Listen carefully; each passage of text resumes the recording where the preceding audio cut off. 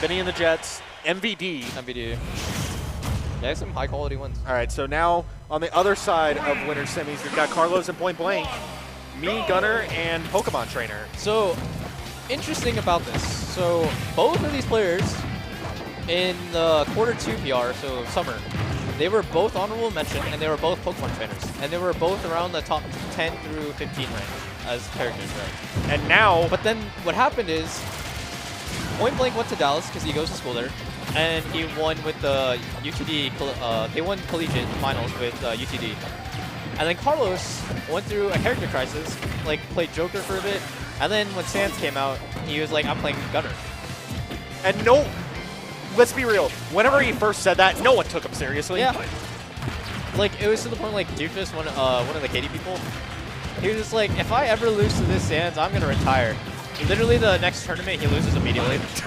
And he didn't retire, because he's still playing. But what's interesting is, like, we got the loyalist versus the guy who gave up and moved on.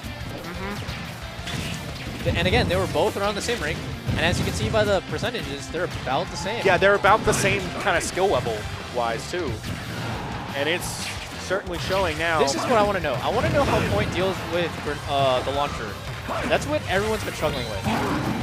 That's so one he way. does tether cancel into Flare Blitz to the other side, because Gunner has to commit to it.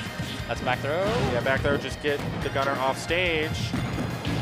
I guess Carlos is using that same 3-3-3-3 special setup that he was using earlier, because it looks like it's a lot of the same moves. Oh my god, dash attack almost killing? Hello? Actually, I'm not surprised. Ooh. Yeah, that happened. Deep. Way downtown. You know what I was actually surprised about instead of the dash attack almost killing? I was more surprised about he didn't get, like, he did the grenade launcher on a shield and didn't bother grabbing or doing anything. Yeah, he didn't do anything. It was weird. Because he was getting that constantly against Yuka in that previous set. I mean, maybe Point still had a bit of invincibility, but, like, considering how long grenade launcher, like, acts on shield, I thought it would have been done by now. I mean, he got the dash attack after. All right, good, just simple back air there. I don't know if that air dodge was intentional. It didn't look it. I thought it was cool, though. It worked. It was fine. And yeah, here the missiles aren't as big a problem because Razor Leaf just explodes it. Problem is, and it cancels out grenades, which is amazing. But if grenade still touches your shield, it's a free grab. So yeah, and Razor Leaf is not fast at all. I feel like up throw might be worthwhile for Ivysaur. Up throw? Yeah. Yeah. Just get him up there, like directly above you. Yeah, because he doesn't really have moves that hit below him. Yep. A whole lot. Because they're like Gunners might just do like a landing nair or like rising nair. Yeah. Because their down air is not very good. Like I think Carlos has said, he has gotten the spike one time. And this is also the difference between the character loyalist versus the gunner. Carlos was known mostly for an Ivysaur. He was like almost exclusively Ivysaur. He might lie to you and tell you he was a Zard main because he throws out random flare blitzes. Don't let him lie to you. If he ever goes back into the VOD and like says like, "Say, you don't know what you're talking about. I played Charizard. What the heck?" That's a lie. But Point will balance between he knows his Ivysaur, he knows his Squirtle. And just kind of there, maybe not the best option, just jumping right into the grenade like that. But yeah, he's been, like, all three of the Pokemon have gotten their shine so far here in Game 1. I will say, though, what I can also say about the differences between their Squirtle, and you can tell, like, why, like, maybe Carlos was not as, didn't like PT as much. He was not he didn't, like, do any of, like, the advanced Squirtle stuff. Like, he would do, like, Squirtle combos. The simple stuff. But he would do, like, up throw, which is, like, what most people, like, the basics would do. But, like, Point is willing to do, like, the down throw down airs, like, the tech chase. Like, the ones that do, like, heavy damage. Of course, like, the first time he did it, he only got 24 damage. Because he, like, you have to know the weight classes. Like, it's better on heavies or, like, midweights and tall characters. And I guess Sans counts as, like, kind of, like, not there. He's kind of heavy-ish. But like his look at his frame. It's like not quite like thin or tall. So, but if he adjusts his like the way he does it, I'm pretty sure Point can like get those extended damage. But like Carlos will take like the easy route. Not to say it's like unoptimal, because like you're just still doing like if you do up there. Getting hit by the grenade launcher there. Yeah. Taking game one for Carlos. not to say that it's unoptimal, but he would have done like up air, up E, which does about the same damage, but it's like, you know, simplistic. It doesn't force the same like kind of like scared feeling, but it's still like a good option.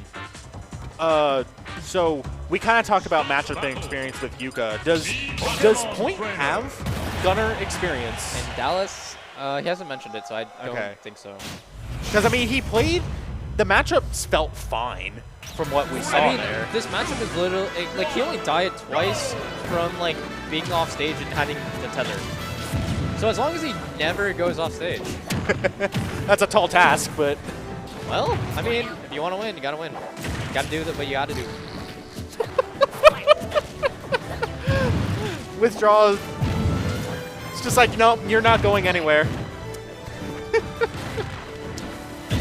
It's so weird seeing a squirrel like circle camp. I don't think I've. What? Okay. So it hit him, and it also hit the grenade, and the grenade sent him launching. Yeah. That was weird. Yeah,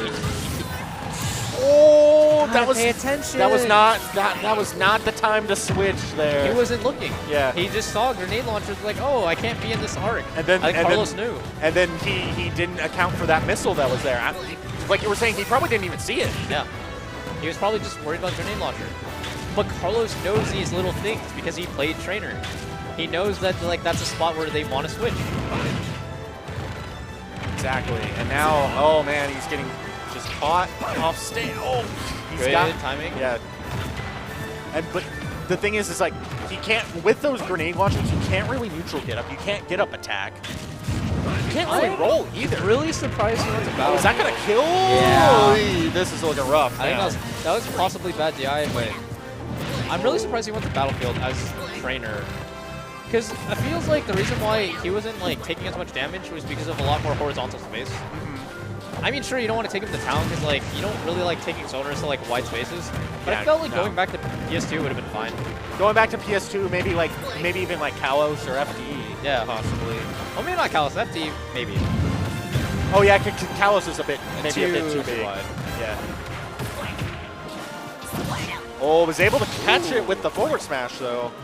Is that forward smash or not down smash? I always mix it up. I believe that was forward smash. You don't really see Squirtle smash attacks a whole heck of a lot. Oh, another neutral get up into the grenade. Is that going to wrap that up? And a JV2 stock for Carlos. JV3. Or excuse me, yeah, JV3 stock. And Carlos, you may as well just keep your seat there because we're probably just going to go right into winners finals. Yeah, you can tell he just did not know what was going on. He's like, what is happening? What is this character? I'm pretty sure, like, if he stayed on PS2, I think he would have been fine because he would have been probably doing more Razor Leaf anti-camping rather than going for platform camping. Because Carlos is definitely more used to covering up, like, spaces in the air, especially with that, like, lingering up air. So, like, I felt like going with what you knew, which is just Razor Leaf negate stuff and then, like, push him off stage would have been fine, but good stuff to Carlos. Yeah, good stuff to Carlos, making his way.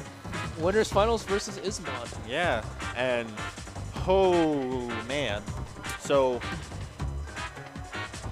I don't know if has Carlos played Ismon with Gunner before. I want to say yes. I don't know, but I want to say yes.